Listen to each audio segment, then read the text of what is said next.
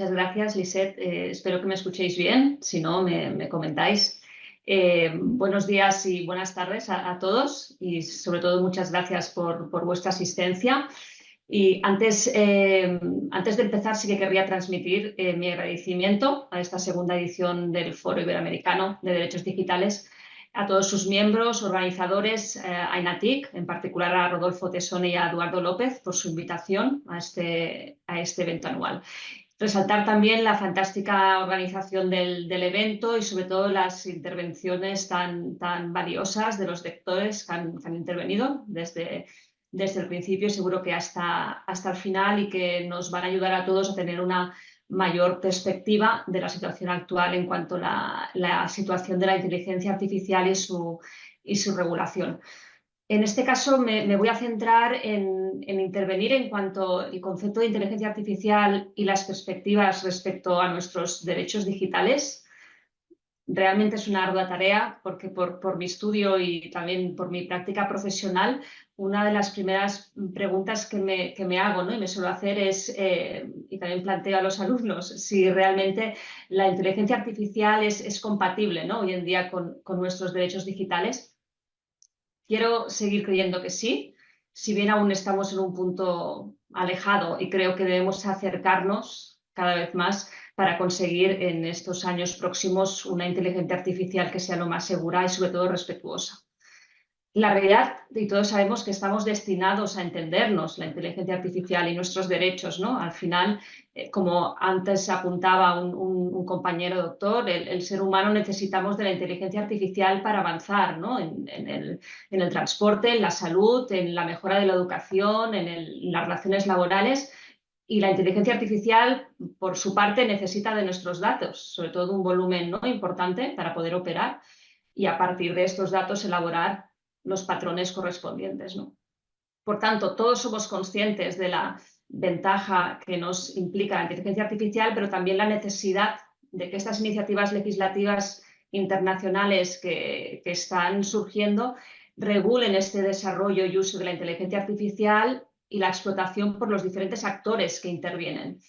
Además, no solo eso, sino estas regulaciones que están surgiendo, sino que es necesario una reforma a nivel internacional de otros marcos normativos, como el marco penal, por ejemplo, para regular, ¿no?, sancionar aquellas prácticas como las deepfake que están surgiendo y que suponen realmente usos delictivos de la inteligencia artificial. Por ello es importante que en esa aplicación, ¿no?, antes comentábamos que es muy importante el desarrollo normativo, pero tenemos que ir a la práctica, ¿no?, esa aplicación de la normativa y tomar conciencia sobre todo de que el ser humano no puede perder uno de los derechos más importantes, que es su anonimización, ¿no? Y tenemos que conseguir que a la práctica esta inteligencia artificial siga protegiendo nuestra intimidad y nuestra privacidad.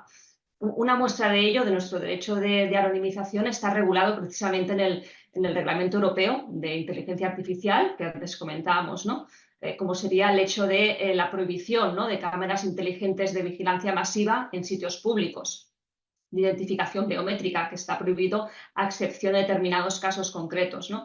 Si no tuviéramos esta cobertura ante esta realidad tecnológica, no podríamos seguir paseando, ¿no?, de forma anónima por la calle, sin que afectara nuestro comportamiento humano, ¿no? Perderíamos parte de nuestra esencia. Si sabemos que nos están grabando, ¿no?, al final afectaría a nuestra forma de expresarnos, ¿no?, y a nuestra libertad de movimiento y de comportamiento. Por tanto, es muy importante que estas prohibiciones, estas regulaciones estén, pero que además se lleven a la práctica.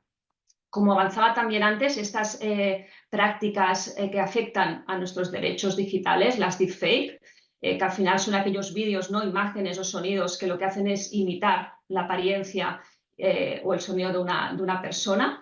Hasta hace poco se utilizaba para usos más de entretenimiento, pero como hemos visto, se está usando para fines destructivos, ¿no?, delictivos. Un informe reciente indicaba que en 2023 los fraudes de deepfake que se intentaron, ¿no?, los intentos fueron un 3000% superiores en 2023. Por tanto, no estamos, ¿no?, ningún país exento de estas situaciones. Por ejemplo, en Andorra, como en otros países, están produciendo usos delictivos de la inteligencia artificial para generar, por ejemplo, imágenes sexuales, ¿no?, de menores de edad. Por tanto, hay que poner un límite real y efectivo a este tipo de prácticas que afectan a nuestros derechos. Como hemos comentado, los diferentes países iberoamericanos, ¿no?, estamos avanzando en múltiples iniciativas dirigidas a proteger nuestros derechos digitales. Sin embargo, es importante construir herramientas que nos permitan implantar de forma efectiva la garantía de estos derechos.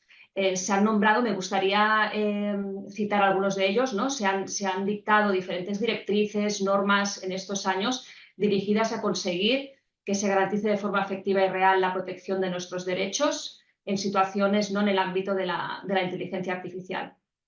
Por ejemplo, a nivel europeo, destacar las conclusiones relativas al Plan Coordinado sobre la Inteligencia Artificial, que se aprobaron en 2019 del Consejo Europeo, y en este caso se establecían, ¿no?, ya requisitos necesarios y adecuados de la ciberseguridad para la inteligencia artificial a los efectos de garantizar esta protección de los derechos fundamentales, de nuestros derechos en el ámbito digital y, sobre todo, un gran concepto, ¿no?, que sale en nuestra normativa, que es la rendición de cuentas, es decir, ese principio de accountability que va dirigido a la necesidad de que podamos demostrar, las entidades públicas y privadas, en el uso de inteligencia artificial, de que estamos respetando los derechos digitales. Por tanto, esta rendición de cuentas habrá que llevarla en cualquier ámbito de uso de la inteligencia artificial.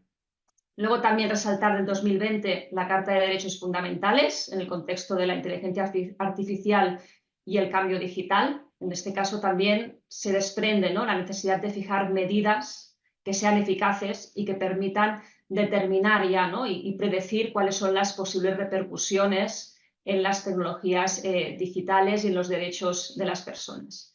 El citado también Libro Blanco de la Unión Europea sobre la Inteligencia Artificial, en 2020, que ya proponía desarrollar un marco jurídico que hiciera compatible los valores y derechos que forman parte de nuestros principios, ¿no?, esos principios que están tan regulados en el Reglamento Europeo de Protección de Datos, y el desarrollo de innovación tecnológica. O la antes citada por mi compañero, por Rodolfo Tesone, la Carta de Derechos Digitales, que se aprobó en España en 2021, y en esta carta también se regula específicamente los derechos digitales en el ámbito de la inteligencia artificial, y ya se establece la necesidad de garantizar el derecho a la no discriminación, cualquiera que fuera el origen, la causa, la naturaleza, con las decisiones, uso y procesos basados en inteligencia artificial. Importantísimo la necesidad de establecer condiciones de transparencia, auditabilidad que mencionábamos antes, trazabilidad, supervisión humana en la gobernanza y, sobre todo, facilitar, y más teniendo en cuenta que en el uso de inteligencia artificial también es utilizada, pues, también por menores, ¿no? Facilitar la información, sobre todo de forma accesible y comprensible, ¿no? Un principio, un derecho de información que debe ser fácil de acceso y, sobre todo, comprensible, que también está recogido en nuestro Reglamento Europeo de Protección de Datos. Y también garantizarse la accesibilidad, la usabilidad y la fiabilidad. Por último, también destacar la Declaración Europea sobre Derechos y Principios Digitales, que se aprobó a finales del 2022, y el ya mencionado Reglamento Europeo de Inteligencia Artificial, que ha aprobado muy recientemente y que lo que hace es, al final, armonizar en materia de inteligencia artificial y protección de los derechos en el ámbito digital. El Gobierno de Andorra, ¿no?, como país cercano también a Europa en este caso, ha avanzado también en la regulación del derecho digital y en el ámbito de la inteligencia artificial. Ya en la primera edición del foro ya mencioné todo un conjunto de normativa aprobada en Andorra dentro de su paquete de avances, ¿no?, en su programa del año 2020 a 2030. Se ha aprobado mucha normativa en ese sentido, a destacar la Ley de Economía Digital, la Ley Cualificada de Protección de Datos, que va muy en línea con el Reglamento Europeo, con un artículo 21 que da una regulación específica a los derechos digitales, los reglamentos que desarrollan esta ley, normativa también dirigida a garantizar la seguridad de las redes en el ámbito de la ciberseguridad. Se ha recorrido un camino largo en Andorra, que aún le queda, ¿no?, pero es una base necesaria para trabajar en la protección de los derechos digitales. Muy recientemente, y cuando digo muy recientemente es hace justo una semana, dentro de este programa de transformación digital 2020-2030 de Andorra, se ha aprobado un código ético de inteligencia artificial que está disponible en Internet, en la web del Gobierno de Andorra. Este código ético, que es un conjunto de directrices y de guías tanto para el sector público como para el sector privado como para la ciudadanía, muy importante, al final los titulares de esos derechos digitales, que va dirigido a ofrecer un apoyo que sea responsable, sobre todo, y adecuado de la inteligencia artificial y de forma fiable.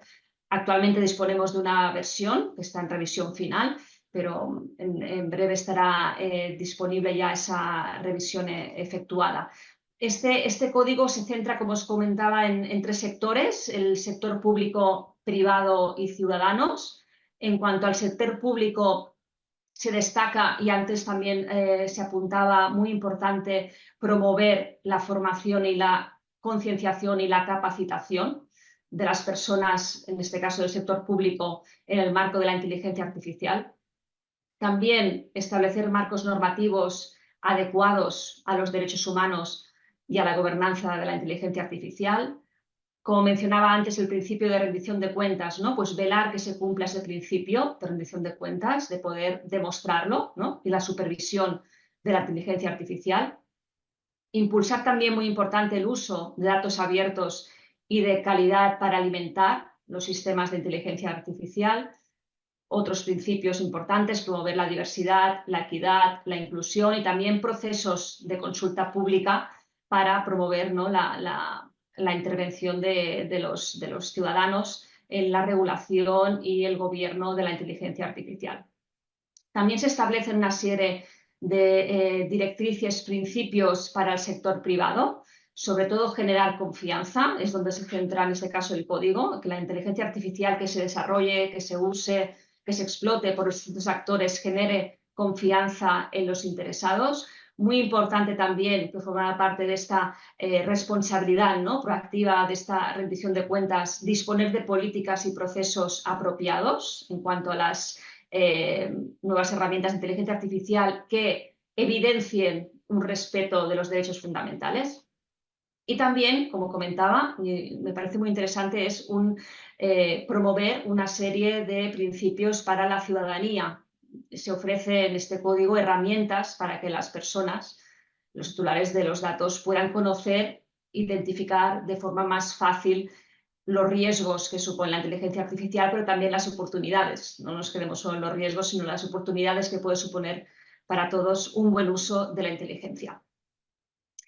Este código también hace mención a otros derechos digitales que se pueden ver afectados con el uso de la inteligencia artificial en su desarrollo.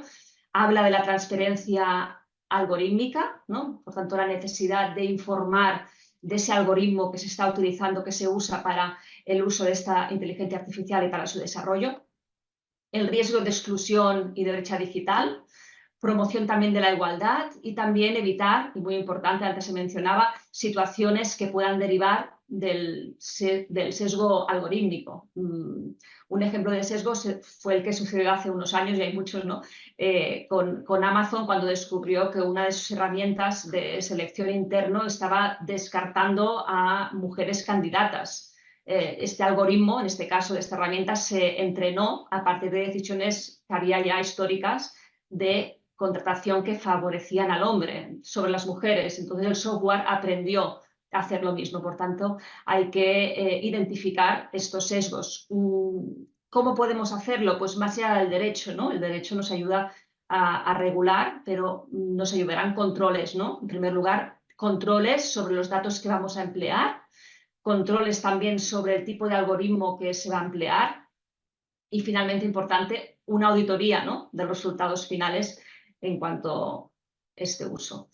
Llegados a este punto, ¿no?, esta introducción o esta situación en la que estamos a nivel normativo, Europa, Andorra, sí que cuando hablamos de derechos fundamentales en el ámbito entorno digital, también me pregunto cómo podemos hacer compatible la inteligencia artificial y su regulación con la regulación que tenemos en nuestro Reglamento Europeo de Protección de Datos o en nuestra normativa, por ejemplo, en el caso de Andorra, la Ley Cualificada de Protección de Datos y otras normativas nacionales de los diferentes países iberoamericanos, ¿no? Por tanto, esa regulación de la inteligencia artificial, cómo es compatible con esa regulación de los derechos fundamentales. Creo que no es sencillo, pero sí que es un deber y una obligación conseguirlo. Nuestra normativa nacional de protección de datos, el Reglamento Europeo de Protección de Datos, realmente provienen, pues parece que provengan de otro mundo, de otro planeta, si lo comparamos, ¿no?, con los desarrollos tecnológicos actuales y la regulación que estamos dando a la inteligencia artificial.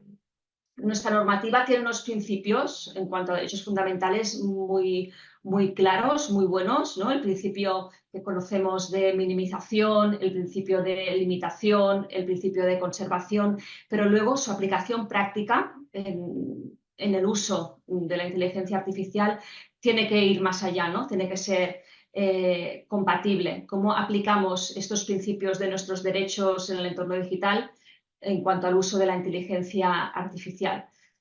Por ejemplo, en el caso del principio de minimización, ¿no? Que como sabemos al final viene a centrarse en recoger aquellos datos personales mínimos y necesarios para el fin para los cuales se van a tratar, ¿no? No más datos de los necesarios. Es complicado, ¿no?, analizar inicialmente pues, cómo vamos a aplicar este principio si al final, para la inteligencia artificial, cuantos más datos se usen, ¿no?, tanto que se usen como que se generan, pues mucho mejor, ¿no? Pues esa funcionalidad, ¿no?, que tiene propiamente la inteligencia artificial podría suponer una vulneración de este principio de minimización, ¿no? Por tanto, aquí habrá que hacer una tarea de reinvención, de aplicación práctica y asesorando, ¿no?, tanto las entidades públicas como privadas en un uso moderado, ¿no?, y necesario realmente de los datos que se van a necesitar y se van a generar por un servicio de inteligencia artificial. Otro ejemplo sería el principio de limitación de la finalidad, ¿no?, que también conocemos, que al final implica que los datos únicamente pueden tratarse para el fin para el cual van destinados y también para finalidades que sean compatibles. Sabemos que la inteligencia artificial los puede usar y los usará para otras cosas, no para otras finalidades. Aparte de un principio, un deber de información, habrá que ver cómo aplicamos, ¿no?, este principio de limitación de finalidad y ver qué base legitimadora, ¿no?, habrá que en este caso utilizar para poder dar legitimidad a ese tratamiento en cuestión.